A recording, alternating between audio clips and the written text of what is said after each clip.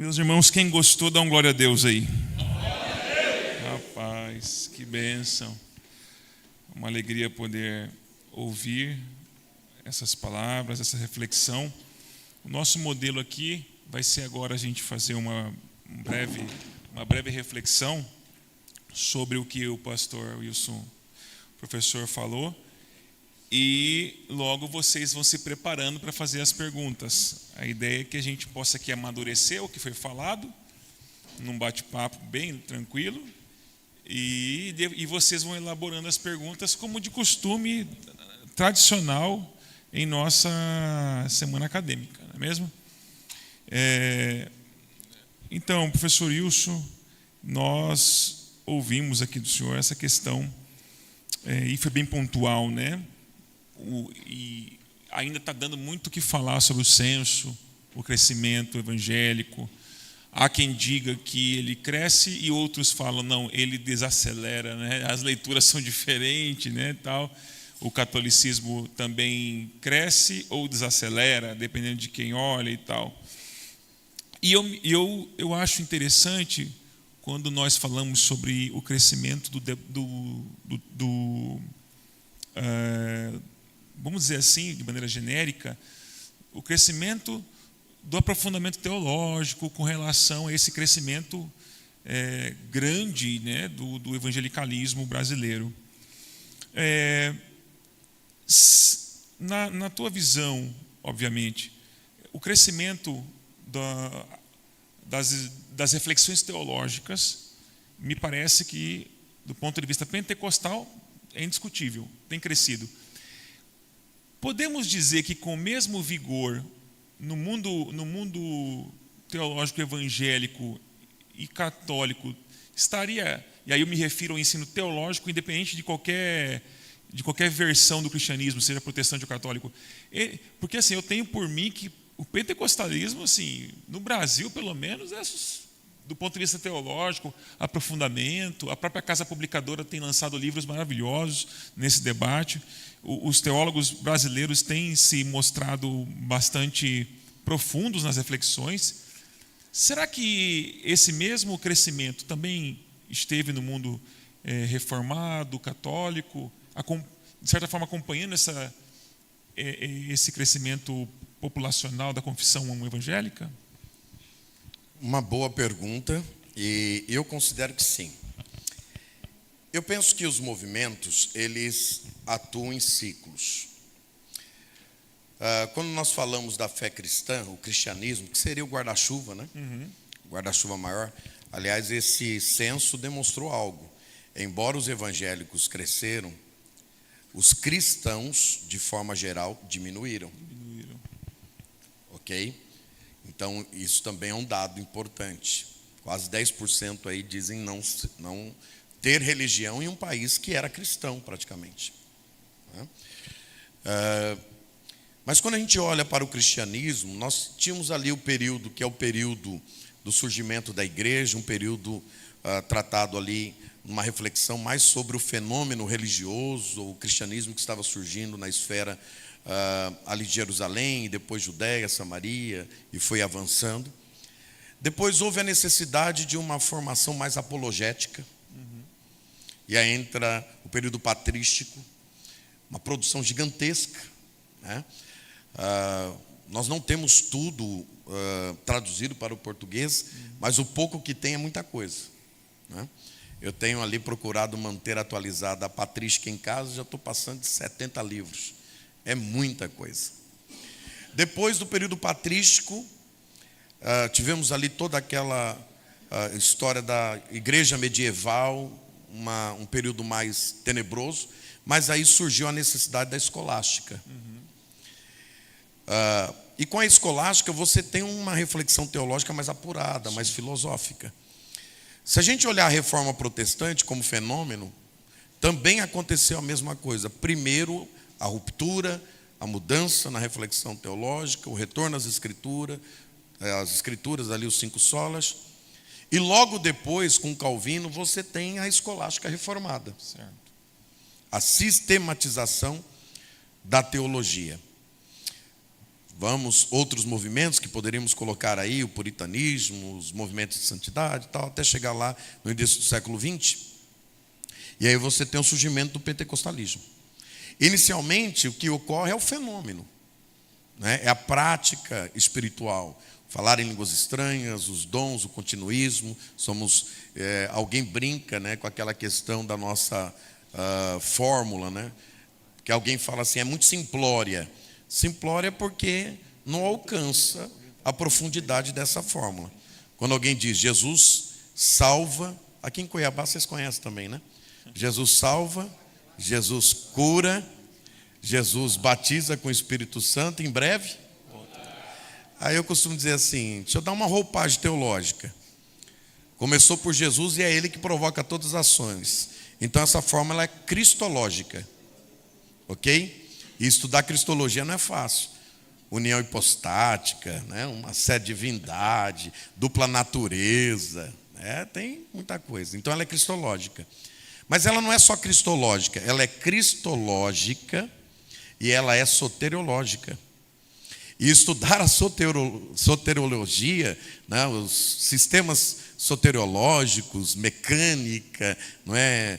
Um lado calvinista, outro lado arminiano, e toda a questão wesleyana, e toda a questão soteriológica. Mas ela não é só cristológica e soteriológica. Ela é cristológica, soteriológica e continuista. Jesus cura.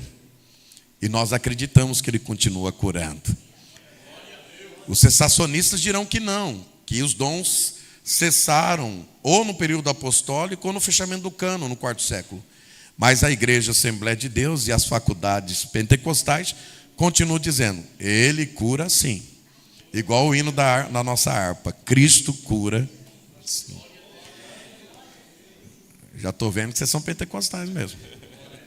Mas não é só cristológico, soteriológico e continuista, é pneumatológica também. Então ela é cristológica, soteriológica, continuista e pneumatológica. E quando a gente estuda pneumatologia, meu Deus do céu, tem muita coisa. Mas não para por aí, porque ela é cristológica, ela é soteriológica, ela é continuista, ela é pneumatológica e ela é escatológica.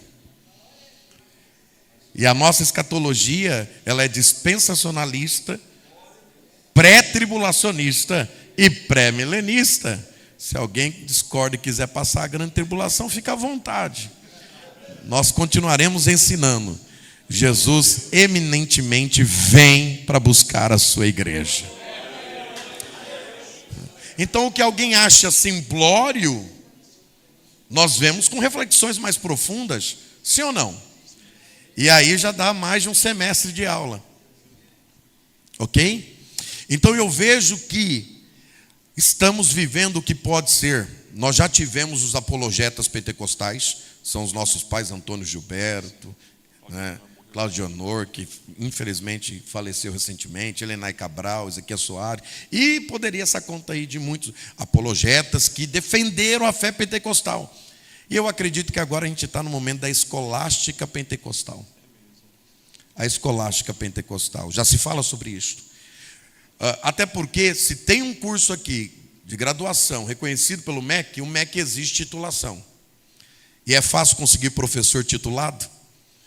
Mestre em teologia? Ora, mestrado em teologia, onde é que nós temos no país? 3 instituições, ou 4 no máximo. Se quiser fazer um curso mesmo, vai ter que ir para uma PUC, uma instituição católica, ou FABAPAR, né? Ou ESTE, né?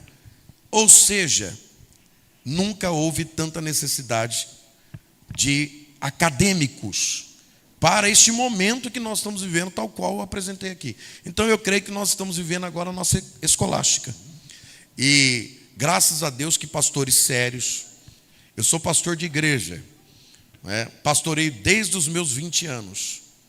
Estou na 11ª igreja. Eu tenho responsabilidade com a igreja. Hoje sou responsável por 27 igrejas ali no miolo de São Paulo, em Pinheiros. E Calvino dizia que se a teologia não servir à igreja, se ela se divorciar da igreja, ela se transformará num monstro. Existem teólogos monstros aí, malucos da vida. Mas se nós continuarmos com a intenção sincera, genuína, de servir a igreja, nós seremos instrumentos na mão de Deus, eruditos. Paulo foi um erudito, muito usado nas mãos de Deus. Nessa tua fala, a gente pode entrar com uma outra questão interessante, porque o senhor falou no ponto 2 da tua fala, na teologia brasileira, que a conclusão, inclusive citando aqueles dois autores, o Valério, né, e o Santos, Isso. que a conclusão seria que nós, caminhando para isso, às vezes alunos não gostam de ouvir essas coisas, porque é difícil, tudo que é muito difícil, a gente quer meio que, não tem como ser mais fácil, não. E a conclusão seria equilíbrio entre fé e a ciência, né? E equilibrar-se é mais difícil do que um lado e o outro, porque manter essa tensão, né? Amanhã o senhor entra no ministério pastoral e ordenado, mas hoje, será que o senhor poderia aí dar algumas instruções sobre, primeiramente dizer assim, alguma coisa prática sobre algumas notas, até da tua experiência, quanto o quão difícil é o equilíbrio e talvez quais seriam os piores pontos para que a gente ficasse alerta quanto à questão do equilíbrio, para que se mantenha o equilíbrio, né? E talvez olhar para esses pontos que nos puxam para os lados, para cair de ambos os lados dos extremos, né? E como é que seria então esse manter equilíbrio aí para os nossos alunos? Alguns alunos estão chegando agora no nosso curso e estão tendo a primeira semana teológica. E alguns estão aqui já tendo a última semana teológica como inscritos no curso de teologia, né? Então, o que o senhor teria a nos dizer sobre isso? Muita coisa. Eu estou dando esse semestre de teologia do ministério, lá para os nossos irmãos da graduação. Estão no 3º, 4º semestre. E eu falo um pouco da minha experiência, porque eu tive a condição de conseguir equilibrar a prática pastoral, o fervor. Os que me conhecem sabem que eu sou um pregador pentecostal nato, fervoroso, prego ensinando, ensino pregando, deixo Deus me usar da forma como Ele quer usar, mas estou há mais de 20 anos estudando na academia. E quando a gente fala de tensão, a gente precisa saber onde é que isso começou. Porque quando eu coloco um olhar na Sagrada Escritura, eu vejo Jesus dizendo aos doutores da lei: vocês erram porque vocês não conhecem duas coisas. Vocês se lembram do que Jesus falou? Então Jesus, ele considerava as duas coisas.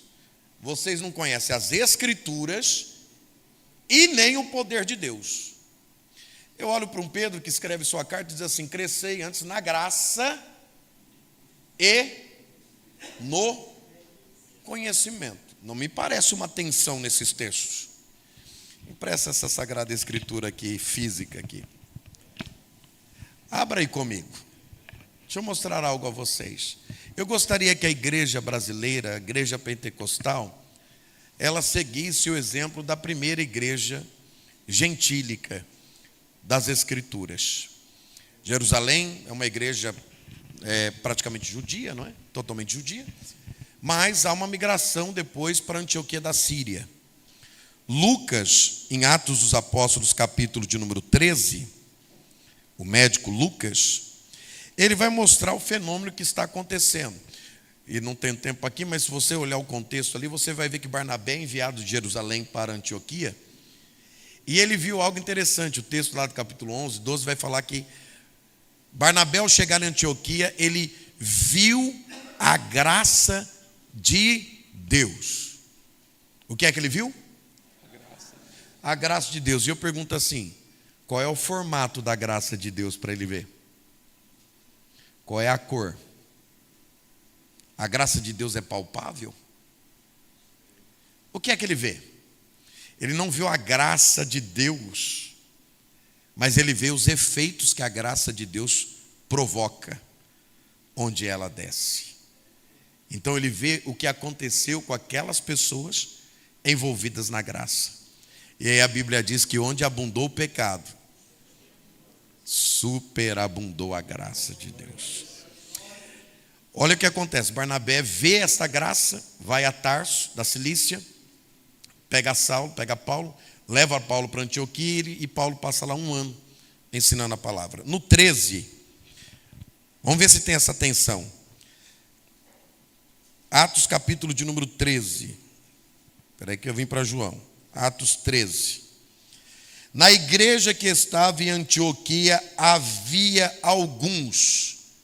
O que é que tem aí? Profetas. Mas tem só profetas nessa igreja? Olha que texto. Profetas e doutores, a saber, Barnabé, Simeão, chamado Níger, Lúcio, Cirineu e Manaém, que foram criados com Herodes, o tetrarca, e Saulo. E olha o 2 como concatena os dois grupos. E servindo eles ao Senhor, quem? Os profetas e os doutores. Servindo, jejuando, orando, quem? Profeta e doutor. Quando a gente olha para Efésios 4:11, os dons ministeriais, o Senhor subiu ao céu e deu dons aos homens. Quais são? Apóstolos, profetas, evangelistas, pastores e doutores, ou mestre. Ali um vocábulo que inclusive está no meu livro. Jesus é chamado de didáscalos. Didáscalos, quem ensina. Não é? As duas palavras que eu ponho na capa é didasco, que é ensino, e exousia, que é autoridade. Eu procuro demonstrar isto. Então veja, e hoje eu tenho sido alguém que, devido às minhas preocupações, eu penso que nós devemos resgatar o ensino com autoridade. Aquele ensino com fogo, como diz o nosso presidente da Convenção Geral. Pregar, ensinar, na escola teológica, na sala mesmo. E eu olho para esse texto e eu vejo profetas e doutores servindo ao Senhor, e a voz não é voz de doutor, nem voz de profeta, mas o texto disse: e disse o Espírito Santo, apartai para mim a Barnabé e Saulo, para a obra que eu os tenho chamado. Barnabé, esse nome significa filho da consolação. É alguém de ordem prática. Mas Saulo é erudito, hein? Lá da academia de Jerusalém, aos pés de ninguém menos, ninguém mais do que Gamaliel, hein? Trilingue, hein? Não é fraco não. Saulo é alguém que pode falar com o imperador, porque tem condição de estar lá. Só que o Espírito Santo está dizendo: eu uso profeta, eu uso doutor, sou eu que levanto, sou eu que faço. Então, conselho: se esforce a estudar, a se formar e mantenha a fé, a espiritualidade. Esse equilíbrio é necessário. E este tempo urge Deus levantar pessoas nesta condição. Glória a Deus. Se tem alguém para perguntar, esse microfone à frente, venha até aqui por gentileza e use esse microfone que está aí posto especificamente para você fazer a sua pergunta, e nós estaremos aqui para ajudar vocês, considerando que trata-se de um tema que é recorrente em sala de aula e na igreja de hoje em dia. Nós temos muitos obreiros que fazem teologia e muitos irmãos e irmãs que fazem teologia. Eu vou dizer algo a vocês. Eu sou um escatólogo. O meu doutoramento na PUC é em literatura joanina, no livro do Apocalipse, capítulo 21, verso 1, 8. E estou há mais de 20 anos estudando escatologia. Tem várias formas de nós defendermos a nossa fé pré-tribulacionista, várias. Como eu sou um teólogo bíblico, uso a exegese para fazer isso, deixa eu dar uma aqui, uma só. Não haverá tempo aqui de eu detalhar mais isso. Eu poderia apresentar uma resposta muito contundente por meio da construção cultural que Jesus, ele constrói a ideia da sua vinda. Por exemplo, a igreja é noiva, ele é o noivo. E o casamento naquela época era constituído de 3 etapas. E essas etapas prefiguram o contexto cultural para o arrebatamento pré-tribulacionista. Mas eu vou entrar pelo caminho bíblico. João é o escritor do Apocalipse. Inclusive está muito fresco, porque ontem eu preguei isso lá na sede de Pinheiros. A palavra grega para igreja, com conceito próprio, tal qual Jesus, porque, deixa eu mostrar isso para você. Posso aqui? Quanto tempo eu tenho? Rapaz, falar de escatologia, eu vou passar aqui uma semana falando. Mas vamos lá, quem propõe esse termo é o próprio Cristo. Nos 4 registros do Evangelho, porque o Evangelho é de Jesus, não é de Mateus, Marcos, Lucas nem João. Nos 4 registros, só temos 2 vezes a palavra eclésia ou eclesia mencionado, só 2. E só em Mateus. Se você abrir aí, vamos lá. Mateus capítulo de número 16, onde o texto aparece no futuro. Capítulo 16 de Mateus. Vamos ver se eu acho os textos na sua Bíblia, né, varão? Capítulo 16, versículo 18. Pois também eu te digo que tu és Pedro, e sobre esta pedra edificarei a minha palavra grega eclésia, ok? Igreja. A segunda vez está no capítulo 18, e ali está falando sobre aquele irmão que pecou, que errou. Aí vai, conversa com ele, não ouviu, leva 2 testemunhas, não ouviu, tal. Aí vai dizer o seguinte: se não escutar, dize a igreja, eclésia. E se também não escutar a igreja, considera-o como um gentio publicano. São as únicas 2 menções à palavra igreja no registro do Evangelho. João é escritor de um Evangelho, e João é uma literatura tardia. João, quando escreve, olha que eu estou há 5 anos no grupo de pesquisa sobre literatura joanina na PUC de São Paulo, que é chamado de LIJO, estudando teóricos, doutores, pesquisadores, sobre essa literatura joanina. Aqueles que querem puxar ela para mais cedo não ultrapassam a linha do ano 80. Não ultrapassam. Então ela é tardia. A igreja ela nasce lá no ano 30. Então a igreja na época de João tem 50 anos. Os mais tardios, como é o meu caso, coloca ali a escrita lá no ano 94, 96, quase já na virada ali do primeiro século. Ele sabia exatamente o que era igreja, sim ou não? Tanto é que ele vai para a igreja de Éfeso. Ele ouviu de Jesus, porque ele é apóstolo. Jesus falando sobre a igreja que ele fundaria. Agora observe, quando você entra em Apocalipse, você vê ele repetidas vezes citando a palavra igreja, eclésia, até o capítulo de número 3. Até o capítulo de número 3, ele menciona a palavra eclésia aos montes. No 3, quando ele vai para o 4, a igreja ela desaparece. O que é que acontece no 4? Uma porta se abre. Ele está na ilha de Pátimos. O Senhor o arrebata aos céus, para que ele veja do andar de cima o que está acontecendo na terra. E a partir daí surge a grande tribulação. João não está na terra, ele já não menciona mais a igreja. E quando ele chega no céu, ele vê anciãos. Quantos? 24. E se você entender, não é? Todos esses números, eles são simbólicos dentro do livro do Apocalipse, porque representam 12 tribos, isso tem a ver com o primeiro povo, Israel, e 12 apóstolos, que inclusive são catalogados dentro do livro do Apocalipse, e os 2 grupos estão reunidos representativamente onde? No céu. Até o capítulo de número 21, 22, a igreja só será apresentada ao final da grande tribulação. Nós consideramos que o capítulo 19, que é o que eu estudo, não é? Quando a cidade desce do céu, quando o verdadeiro cavaleiro branco, não do capítulo 6, lá do capítulo 19, porque o do 6 tem um arco, foi-lhe dado uma coroa, saiu vitorioso e para vencer, mas vem numa comitiva de cavalo preto, vermelho, de morte, de uma série de coisas. Mas o do capítulo 19, que é o Cristo e que vem com a igreja para a parousia, ele vem, na sua coxa está escrito Rei dos Reis e Senhor dos Senhores. Vamos mais. Ainda teologicamente, biblicamente falando, há dois termos que eles são utilizados. Um desses está aí nesse texto por Paulo.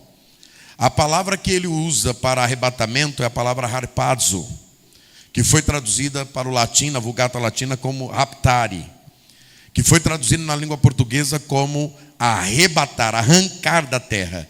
Uma coisa é o harpazo, outra coisa é o termo que ele usa como parousia, aparecimento, apocalipse. Uma coisa é a subida da igreja. Eu tenho uma pesquisa que eu fiz sobre os movimentos escatológicos. Há um movimento para Israel de descida, de restauração. Para a igreja é um movimento de subida, de glorificação. A igreja, ela vai ao Pai. Jesus falou lá em João capítulo 14, na casa do meu Pai. Lembre-se do texto? Não se turbe o vosso coração, credes em Deus, credes também em mim. Na casa de meu Pai há. Ele não foi preparar, o verbo é haver. Há muitas moradas. Aí vem o se. Se não fosse assim, se não fosse assim o que, João? Se não tivesse as moradas que Jesus acabou de garantir, afirmar que está preparado, então no futuro, eu vou-lhe teria dito, vou preparar-vos lugar. E se eu for e preparar-vos lugar, levarei vocês para estarem comigo, porque esse é o prazer de Jesus. Então, na nossa escatologia, nós acreditamos que o primeiro evento é o arrebatamento da igreja. Ela será arrebatada, harpazo. Ela irá para os ares, onde acontecerá em grego bema, tribunal suspenso. As obras passarão pelo fogo. Obras de ouro, prata, pedra preciosa, madeira, feno e palha. Dois tipos de obras. A que passa pelo fogo e purifica, e a que passa pelo fogo e sofre detrimento. E se a obra de alguém sofrer detrimento, o tal será salvo. Como pelo fogo. Alguém dirá, foi por um triz, varão, mas foi arrebatado. E aí, como alguém arrebatado, seremos calvinistas. Brincadeira. Uma vez arrebatado, arrebatado para sempre. Ficaremos nos céus. Amém, querido? Sucintamente. O senhor tem um minuto nas minhas orações todo dia. Ora então. Amém, obrigado. Glória a Deus. Mais alguém? Uma pergunta? Mais alguém? Cadê mais um aí para perguntar? Agora é a hora, hein? Aí, vamos lá. Mauri. Mas pega leve, hein? Aluno do 5º semestre. Paz do Senhor, muito boa a sua explanação aí. Se hoje alguém chegasse em nós e lhe dissesse, você é um teólogo assembleiano, amém, glória a Deus. Mas você é o quê? O que você crê? Qual é o seu credo? A pergunta que eu faço para o senhor é, se eu dissesse para ele ou para ela, eu sou arminiano no campo da soteriologia, eu sou dispensacionalista clássico, eu sou pré-tribulacionista e pré-milenista. Eu responderia certo para essa pessoa?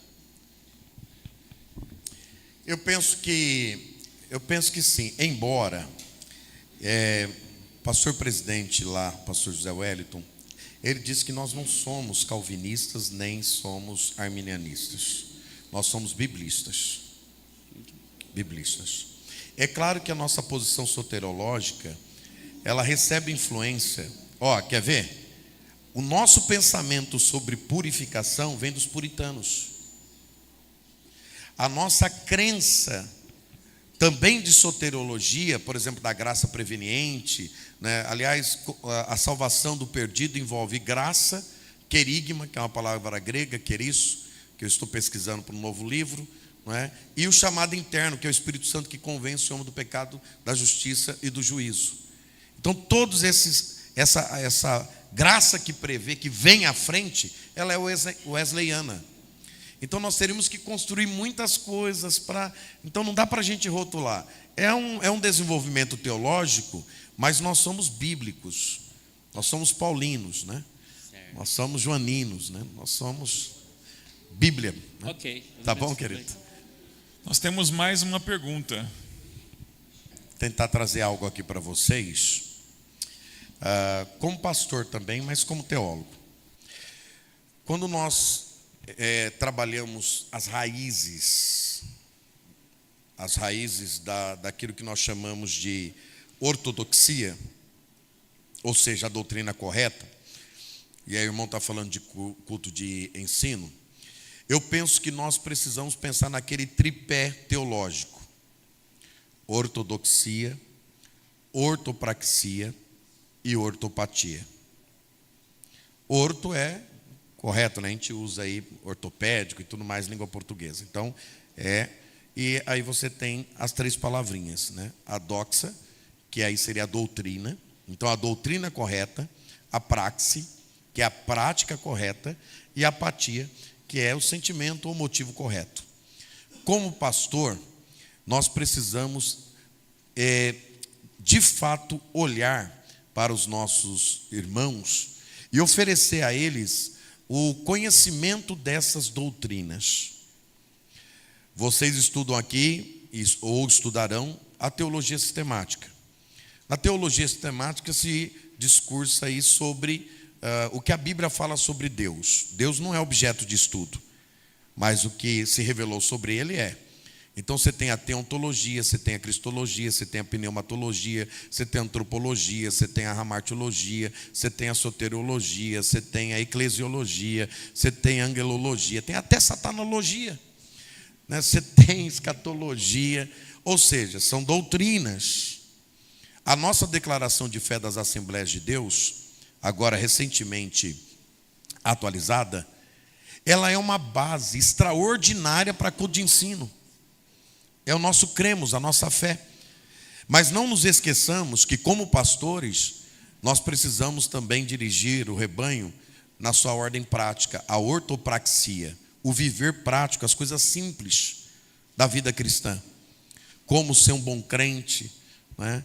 Uma vez convertido, quem mentia não mente mais, quem roubava não rouba mais, quem se prostituía não se prostitui mais. Olha o culto de doutrina chegando agora na faculdade, né? Mas para além da prática, cuidemos, porque é possível ter doutrina certa, prática certa, mas motivação errada. Então temos que ter uma ortopatia. Com que motivação a gente faz a prática com a teoria? Qual é o motivo? O que nos motiva? O que nos incentiva? É aquele tipo de crente que ele vem no culto, ele até aparece, ele até serve, não é? Mas ele está por dentro dizendo o seguinte: acaba logo esse culto, não aguento mais esse lugar, ô povo chato, ô meu Deus. Ou seja, está fazendo direito a coisa, está lá no lugar, mas os motivos que ele está fazendo, infelizmente Deus não vai receber. Espero ter lhe ajudado. Glória a Deus. Agora, por fim, eu gostaria que o senhor apresentasse este livro para os nossos alunos e dizer que está mais uma pergunta. Quem está perguntando?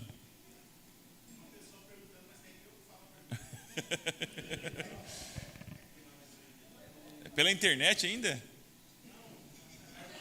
Ah, tá. Tá certo. Pega leve, por favor.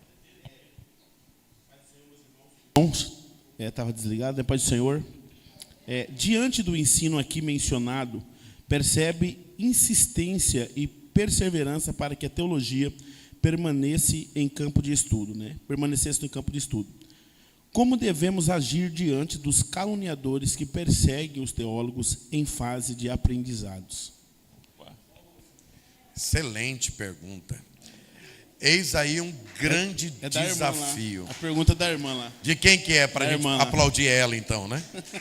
Parabéns, minha irmã. Eu vou dizer para vocês agora de forma bem prática. Eu comecei a estudar teologia, eu tinha 19 para 20 anos. O senhor lembra, né? Eu era tido como menino. Na época que teologia era coisa do diabo. Né? E tem satanologia, tem, a gente estuda isso aí também.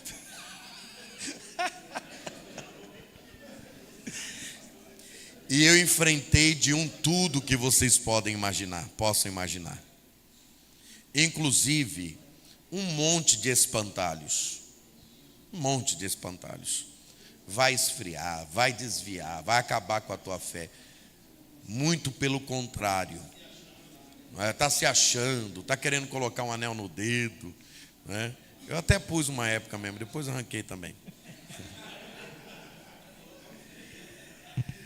Mas esse amadurecimento, ele deve acontecer mesmo no meio do fogo. Nós precisamos ser forjados. Eu gosto da ideia da forja. A forja no meio do fogo e na pancada. Obreiros bem forjados, irmãos. Pode vir o que vier. Pode vir a tempestade que vier. E aí tem uma coisa que eu estou dando agora ali para os irmãos em teologia do ministério. Existe a vocação, existe o chamado e existe a convicção. Alguém convicto, ele não está nem preocupado com o que vão dizer sobre ele. Ele põe o joelho no chão, ele ora, recebe direcionamento e segue. Ele tem convicção. Então aumente a tua convicção. Deus te chamou para este tempo, para algo que só Ele sabe. Eu falo agora bem prático, o pastor José Amaro da Silva, trabalhei com ele 15 anos, um pastor antigo, ainda vivo, estive com ele essa semana, e ele dizia assim: só Deus sabe onde Ele te levará, só Deus. Continue caminhando, se esforçando, se preparando, e deixa que você é como Pedro, né? O vento sopra e não sabe para onde vai, mas se a mão que guia o teu destino for a mão de Deus, vá seguro, Ele sabe onde você vai chegar. Amém? Vamos lá, queridos, eu estou tendo uma riquíssima oportunidade aqui, estou muito feliz de estar aqui com vocês. Vocês são bênção de Deus mesmo. E ver essa sala cheia aqui com tantos, né, alunos que estão aí cursando, isso é uma bênção. Este livro,